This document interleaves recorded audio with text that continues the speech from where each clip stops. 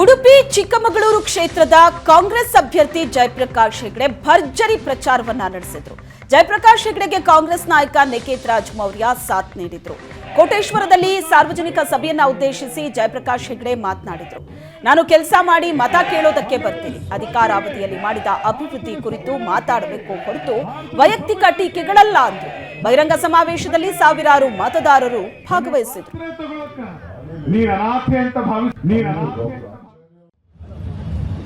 ಈ ಭಾಗದ ಸಮಸ್ಯೆಗಳ ಬಗ್ಗೆ ಅಭಿವೃದ್ಧಿಯ ಬಗ್ಗೆ ಮಾತ್ರ ಮಾತಾಡುವಂತ ತೀರ್ಮಾನ ಮಾಡಿದೆ.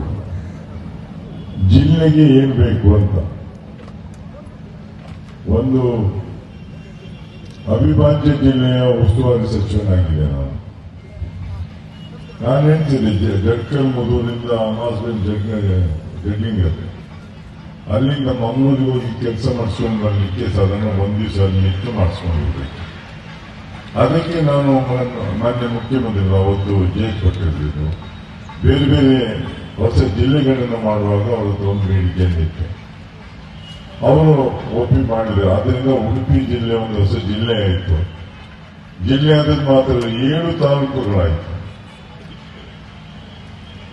ಸರ್ಕಾರ ನಿಮ್ಮ ಮನೆ ಹತ್ರ ಬಂದಾಗ ನಿಮ್ಗೆ ಕೆಲಸವನ್ನು ಮಾಡಿಸ್ಕೊಳ್ಳಿಕ್ಕೆ ತಾಲೂಕು ಆಫೀಸಿಗೆ ಹೋಗ್ಲಿಕ್ಕೆ ಬಹಳ ಹತ್ತಿರ ಆಯ್ತು. ಯಾಕಂದ್ರೆ ಬೈಂದೂರು, ಕುಂದಾಪುರ, ಬ್ರಹ್ಮಾವರ, ಉಡುಪಿ, ಕಾಪು, ಕಾರ್ಕಳ, ಹೆಗಡಿ ಇಷ್ಟು ತಾಲೂಕುಗಳಾಯ್ತು. ಇದು ನಮ್ಮ ಕಳಕಳಿ ಜನರ ಬಗ್ಗೆ ಪರಿಹಾರ ಸಮಸ್ಯೆಯನ್ನ ಇತ್ಯರ್ಥ ಮಾಡಲಿಕ್ಕೆ.